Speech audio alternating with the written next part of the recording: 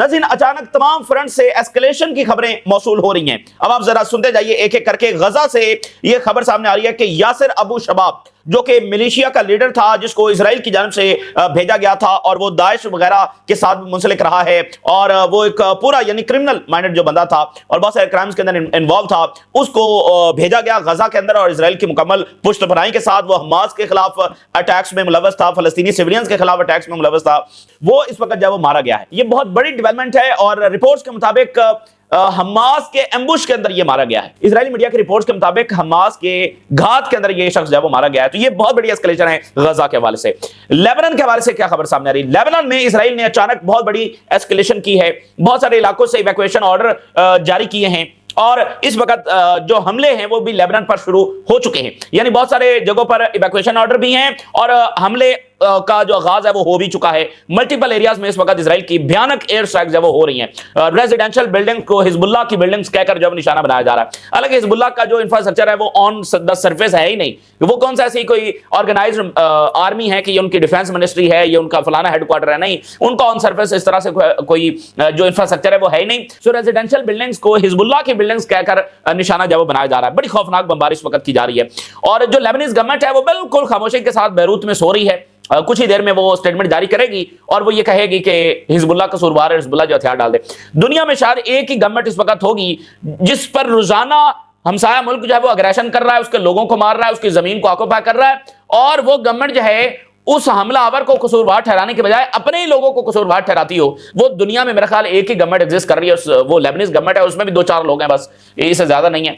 तो इतना nonsense behaviour है, इतना स्टूपिड बिहेवियर है और उसके रिजल्ट आपके सामने है।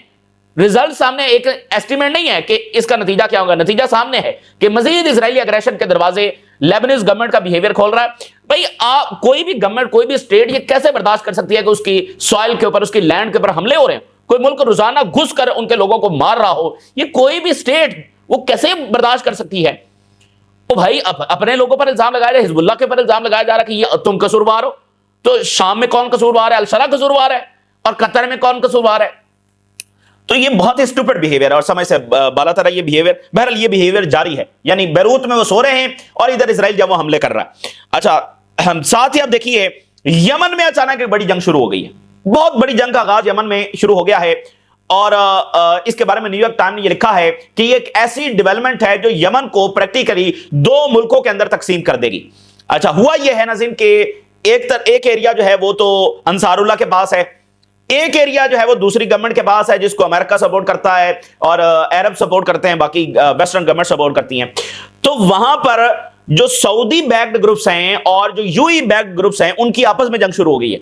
अच्छा, ये जो सारे ग्रुप्स हैं इनको बनाया इसलिए गया था कि ये अंसारुल्लाह के खिलाफ जब लड़ रहे थे, तो अब पहली बार ऐसा हुआ है कि ये आपस में लड़ पड़े हैं और यानी ये फर्स्ट डायरेक्ट क्लैश है इनका जो आपस में हुआ है। हालांकि ये सब जो हैं वो अंसारुल्लाह के खिलाफ लड़ रहे हैं। तो अब यहां पर सऊदी बैक्ड ग्रुप्स और जो यूएई बैक्ड ग्रुप्स हैं उनकी आपस में जंग शुरू हो गई है और जो यूएई बैक्ड ग्रुप्स हैं उन्होंने बड़े एरिया पर जाकर कब्जा भी कर लिया जहां पर ऑयल है। अच्छा, इसका एक और भी डेंजरस रिजल्ट जो पूरे मिडिल ईस्ट के लिए आएगा और ओआईसी के लिए आएगा, इसमें आपसी जो डिवीजन्स हैं वो और बढ़ेंगी, क्योंकि सूडान के मामले में भी सऊदी अरेबिया एक ग्रुप को सपोर्ट कर रहा है और यूएई जो है वो दूसरे ग्रुप को सपोर्ट कर रहा है। तो वहां भी जो अरब वर्ल्ड में इख्तलाफ है उसकी एक बड़ी वजह सूडान भी है, क्योंकि सूडान में मिस्र, सऊदी अरेबिया, ये सारे मुल्क जो है वो एक ग्रुप को सपोर्ट कर रहे हैं यानी फतह अल बुरहान को, और यूएई दूसरे ग्रुप को सपोर्ट कर रहा है। तो अरब वर्ल्ड में डिवीजन की बहुत बड़ी वजह सूडान है। तो अब यहां पर भी एक फड्डा शुरू हो गया है जिसमें एक तरफ सऊदी ग्रुप है, एक तरफ यूएई का ग्रुप है और आगाज यूएई के ग्रुप की जानिब से हुआ है। उसने जाकर जो अटैक किया है और बड़े एरिया पर कब्जा कर लिया जहां पर ऑयल है। और न्यूयॉर्क टाइम ये कह रहा है कि ये ऐसी डेवलपमेंट है कि यमन को ये 2 हिस्सों में, 2 मुल्कों में तकसीम करके रख सकती है। उधर पर्शियन गल्फ में और स्ट्रेट ऑफ हॉर्मज़ में क्या हुआ है कि ईरान की जंगी मशकें शुरू हो गई हैं और स्ट्रेट ऑफ हॉर्मज़ में यानी सेंसिटिव टाइम के अंदर वहां पर उनकी जंगी मशकें शुरू हो गई। तो आप देखें कहां से कहां तक हर तरफ आपको एस्केलेशन जब नजर आ रही है, कहां पर्शियन गल्फ, कहां रेड सी, कहां लेबनान, ठीक है ना, और कहां गजा। और इराक के प्राइम मिनिस्टर की स्टेटमेंट जारी हुई है जो हिजबुल्लाह का सारा मामला हुआ। तो इराक के प्राइम मिनिस्टर ने कहा है कि लेबनान और फलस्तीनी कॉज, इस पर हम किसी सूरत कंप्रोमाइज कर ही नहीं सकते हैं।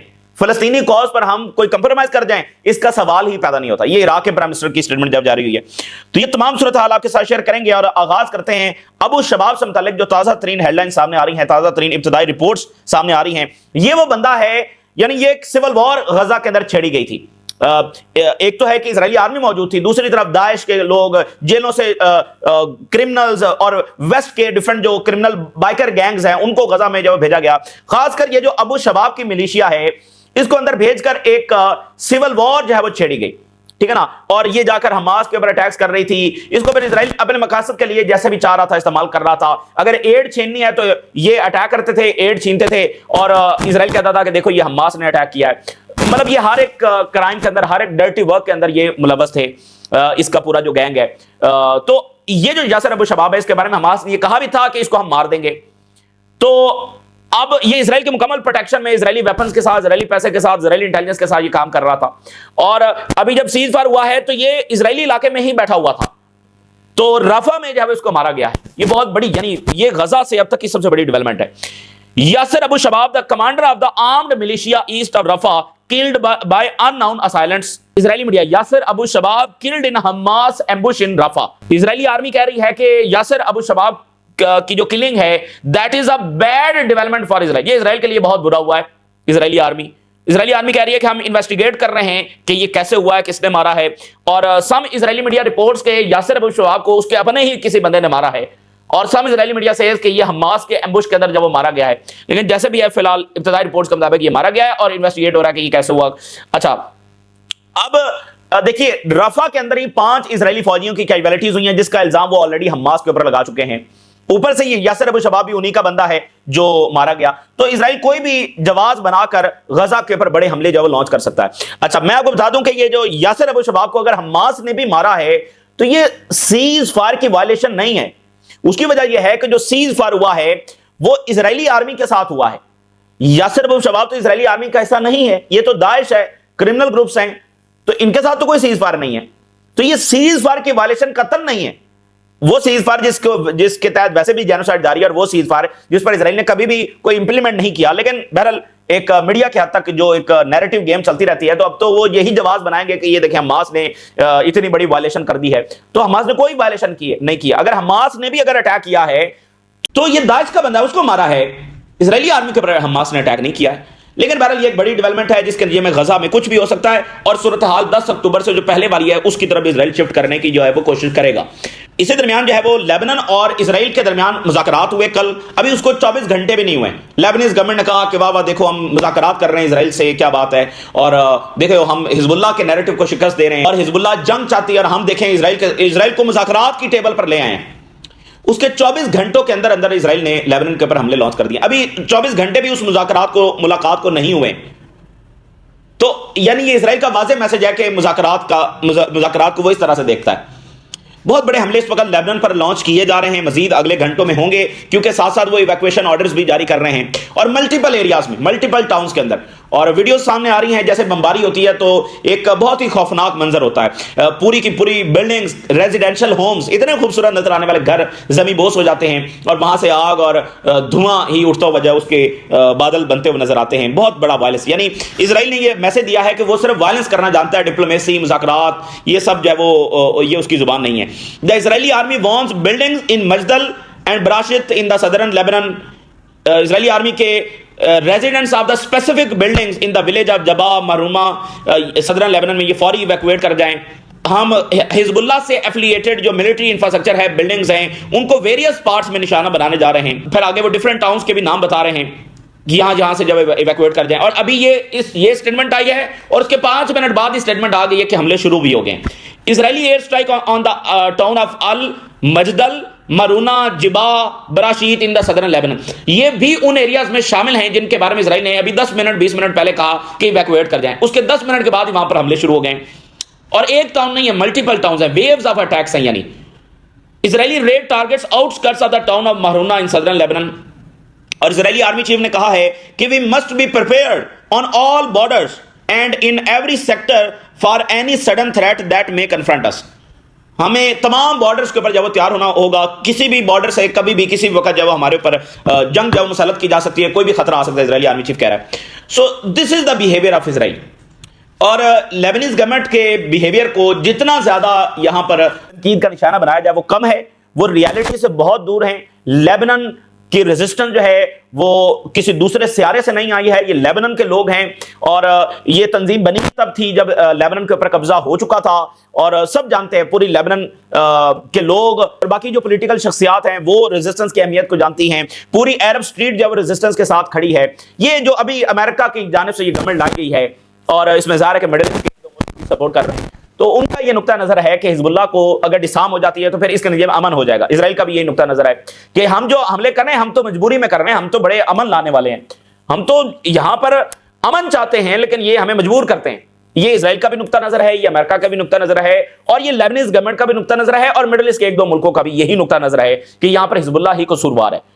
तो वो खेल रहे हैं, इनके साथ खेल रहे हैं, इनके लोगों को मार रहे हैं, इनकी जमीनों के ऊपर मजीद कब्जे कर रहे हैं, और शाम के अंदर उनका और नैरेटिव है। देखिए, अगर आपने हिजबुल्लाह को डिसाम करना भी है, अगेन आप कर सकते हैं, उसके लिए आपको नेशनल डायलॉग करना है, दो तरफा बातचीत करनी है। आपके अपने लोग हैं ना, उनके साथ आप डायलॉग करें, उनको डिसाम करें और उनको अपनी नेशनल आर्मी में इंटीग्रेट करें, उनके एक्सपीरियंस से फायदा उठाएं, उनके वेपन्स को अपनी नेशनल जो आपके वेपन है उसमें शामिल कर लें, उनकी टेक्नोलॉजी से फायदा उठाएं, अपनी फौज को ताकतवर बनाएं, उन हिजबुल्लाह के एक्सपीरियंस से फायदा उठाएं। एक ऐसी आर्मी जो पूरी अरब आर्मी इस तरह इजराइल से नहीं लड़ सकती जैसे हिजबुल्लाह लड़ी है, तो इसका फायदा उठाएं। ये थोड़ी है कि इजराइल के कहने पर उनको कहेंगे इजराइल के सामने हथियार डाल दें। ये कौन सी लॉजिक है, ये कौन सी जस्टिफिकेशन है, ये कौन सी पॉलिसी है, इसको पीस आप कहेंगे? तो ये तो मतलब समझ से बालातर है। इसलिए अब देखें, हिजबुल्लाह आहिस्ता आहिस्ता अपनी ये बात खुलकर रख रही है कि हम पर इजराइल से भी लड़ रहे हैं और लेबनीज गवर्नमेंट भी, क्योंकि ये तो उन्हीं की नुमाइंदा है, ये उन्हीं के नुमाइंदे हैं जो यहां पर बैठे और उनके मफादात के लिए काम कर रहे हैं। जब से लेबनीज गवर्नमेंट आई उसने कुछ भी नहीं किया सिवाय इसके कि सुबह शाम वो उठते हैं और हिजबुल्लाह के खिलाफ दो चार स्टेटमेंट डाल देते हैं। लेबनान के लिए उन्होंने क्या किया है? इजराइल के सामने वो किस हद तक खड़े हो सके हैं? कोई टफ डिमांड उन्होंने की है? सुबह शाम उठते हैं, हमला होता है तो इजराइल भी हिजबुल्लाह के खिलाफ स्टेटमेंट जारी करता है, लेबनीज गवर्नमेंट भी हिजबुल्लाह के खिलाफ स्टेटमेंट जारी करती है। तो ये बहुत ही फुलिश बिहेवियर है और उसका नतीजा हम देख रहे हैं। तो एक एस्केलेशन यहां पर होगी, यमन में अचानक एक बड़ी एस्केलेशन हो गई है, और जो ग्रुप्स हैं जो अंसारुल्लाह के खिलाफ लड़ रहे थे और अरब बैक्ड ग्रुप्स हैं वो आपस में लड़ पड़े, और पहला उनका डायरेक्ट क्रैश हुआ है, जिससे अरब वर्ल्ड में भी ये उनके लिए बड़ा मसला है। और इससे ये है कि सिविल वॉर ज़ाहिर है यमन में जारी है, तो ये सिविल वॉर का एक नया चैप्टर साबित हो सकता है। UAE backed militia seize major Yemeni city after clashes in Hadramout. ये हैदरामौत जो है वो बहुत बड़ा प्रोविंस है, बहुत बड़ा गवर्नेट है जिसमें बहुत सारे सिटीज हैं, तो इस बड़े एरिया को इन्होंने कंट्रोल कर लिया। UAE backed, Yemen UAE backed STC seizes control of the city in Hadramout offensive. UAE backed groups जो है उन्होंने एस्केलेट किया है और डायरेक्ट क्लैशेस में आ गए for the very first time with Saudi groups.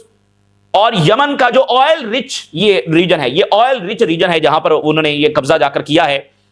The fighting highlights के UAE और सऊदी अरेबिया के दरमियान डाइवर्जेंस हो सकती है यमन के मामले के ऊपर, despite there farmer कोalition against Ansarullah. इससे पहले इनका अलायंस जो है वो अंसारुल्लाह के खिलाफ था, लेकिन अब इनका आपस में फटा पड़ गया, जिसके नतीजे में सऊदी अरेबिया और यूएई में भी एक डिवीजन हो सकती है। अच्छा, हमला लॉन्च किसने किया है? हमला लॉन्च जो है वो यूएई बैक्ड जो ग्रुप्स हैं उन्होंने लॉन्च किया है, और उन्होंने कहा कि हम यमन के लिए बड़ा प्रॉमिसिंग फ्यूचर लेकर आ रहे हैं, आगे बड़ा अच्छा मुस्तकबिल होने जा रहा है। और उनको आगे से कोई रेजिस्टेंस का सामना नहीं करना पड़ा, क्योंकि दूसरे ग्रुप्स जो है वो ये हमला एक्सपेक्ट नहीं कर रहे थे, दूसरे ग्रुप जो है वो हमला एक्सपेक्ट नहीं कर रहे थे, और उनको आगे से कोई ज्यादा रेजिस्टेंस का सामना भी नहीं करना पड़ा। The takeover comes in the wake of large scale attack by UAE backed groups, जिसका नाम है सदर्न ट्रांजिशनल काउंसिल एसटीसी। इसकी जानब से against the Saudi backed tribal alliance, सऊदीया का जो अलायंस है वो ट्राइबल अलायंस है, और इनका जो है वो सदर्न ट्रांजिशनल काउंसिल अलायंस है। This represent the first direct conflict between the UAE backed groups and the Saudi backed groups, ठीक है ना। और इसमें इंपॉर्टेंट बात यह है कि अंसारुल्लाह इस जंग में शामिल नहीं है, अंसारुल्लाह का एरिया दूसरा है, आप मैप के ऊपर भी देख सकते हैं, जो सना वाला एरिया है वो अंसारुल्लाह के पास है, ये दूसरे वाला एरिया है। तो इस फाइट में अभी तक अंसारुल्लाह शामिल नहीं है, लेकिन वो हो सकते हैं, क्योंकि हो सकता है ये कल को उधर भी हमले लॉन्च कर दें, इसकी पूरी पॉसिबिलिटी है कि हमले वहां भी जाकर लॉन्च कर दें। तो अभी अंसारुल्लाह इसमें शामिल नहीं है। तो न्यूयॉर्क टाइम्स ने इस पर लिखा है कि separatist forces backed by UAE, यानी ये वो फोर्सेज हैं जो अलग वतन चाहती है, सेपरेटिस्ट फोर्सेज हैं, sweep into oil rich Yemen region. ये जहां ऑयल है, देख पता है क्या होता है, ये जो ग्रुप्स हैं اب یہ آئل پر چلے گئے ہیں تو آئل بیچیں گے کیسے جب تک پیچھے جو سپانسر ہے اس کی مرضی کے بغیر تو نہ یہ آئل بیچ سکتے ہیں، نہ گولڈ بیچ سکتے ہیں، نہ پیسہ رکھ سکتے ہیں، وہ تو پاسبل ہی نہیں ہے۔ تو سوڈان میں بھی یہی ہے، باقی جگہوں پر بھی یہی ہوتا ہے، جو پیچھے سپانسر بیٹھا ہوتا ہے تو جو بھی گروپس جا کر آئل والے ایریا پر قبضہ کرتے ہیں، اصل میں وہ ملک ہوتا ہے جو وہاں پر قبضہ کر رہا ہوتا ہے، کیونکہ وہ گروپ جو ہے وہ آئل تو بیچ ہی نہیں سکتا، اس کے کون سے بینکس ہوتے ہیں یا ٹرانزیکشن وہ کر سکتا ہے، وہ تو اصل میں قبضہ وہ گروپ کر رہا ہوتا ہے، لیکن اصل پیچھے قبضہ اس ملک کا ہو رہا ہوتا ہے، کیونکہ ساری سپلائی کو وہی کنٹرول کرے گا، کس کو آئل بیچنا ہے کس کو نہیں بیچنا، پیسہ جو آئے گا کس کے بینک میں رکھا جائے گا، یمنی بینکس میں رکھا جائے گا، کہاں رکھا جائے گا، جو پیچھے سپورٹ کر رہا ہے۔ Their swift advance could be a turning point، new York time لکھ رہا ہے یہ ایک ٹرننگ پوائنٹ ہو سکتا ہے ان یمن's decade long civil war، turning point تو اس ساری سول وار کے درمیان ہو سکتا ہے۔ اور انہوں نے کہا ہے، یو ای بیک گروپس نے کہا کہ ہم لبریٹ کروائیں گے اپنا تمام ہوم لینڈ، اب آپ دیکھیں وہ ادھر والے ہوم لینڈ کا بھی ذکر کر رہے ہیں، آل ہوم لینڈ کو ہم جو ہے وہ لبریٹ کروائیں گے اور بڑا اچھا مستقبل ہوگا ہمارا، اور ایک فیڈرل اسٹیٹ جب یہاں پر ہم بنائیں گے۔ تو نیو یارک ٹائم نے لکھا ہے کہ یہ جو چیزیں ہیں، یہ ڈیولپمنٹس ہیں، could eventually lead the country division into two states، یہ باقاعدہ یمن کو دو حصوں میں ڈیوائڈ کر سکتا ہے، دو ملک بن جائیں گے، یہ اس کا نتیجہ جب نکل سکتا ہے۔ تو یہ بڑی خطرناک بات۔ اب دیکھیں کہاں سے معاملہ شروع، غزہ سے لیبنان چلے گئے، شام درمیان میں، عراق پر دھمکیاں، اب یمن، اور آگے چلے جائیں ایران کے حوالے سے کیا ہو رہا ہے۔ IRGC to hold naval drills in Persian Gulf and Strait of Hormuz، ان کی پرشین گلف کے اندر اور اسٹریٹ آف ہرمز میں، حالانکہ ابھی جی سی سی کا بیان جو آیا کہ یہ اسٹریٹ آف ہرمز کے جو آئی لینڈز ہیں وہ یو ای کے ہیں، اس کے بعد یہاں پہ جنگی مشقیں شروع ہو گئی ہیں، اور جو امریکہ حملہ کرنے جا رہا ہے، اور امریکہ نے ڈرونز ڈپلائی کیے ہیں، اس کے جواب میں بھی یہ مشقیں جو وہ ہو سکتی ہیں۔ یہ 2 دن کی ایکسرسائزز ہیں اسٹریٹ آف ہرمز پر اور عمان سی کے اندر، اور جو صدرن آئی لینڈز ہیں اس کے ارد گرد یہ جنگی مشقیں ہوں گی۔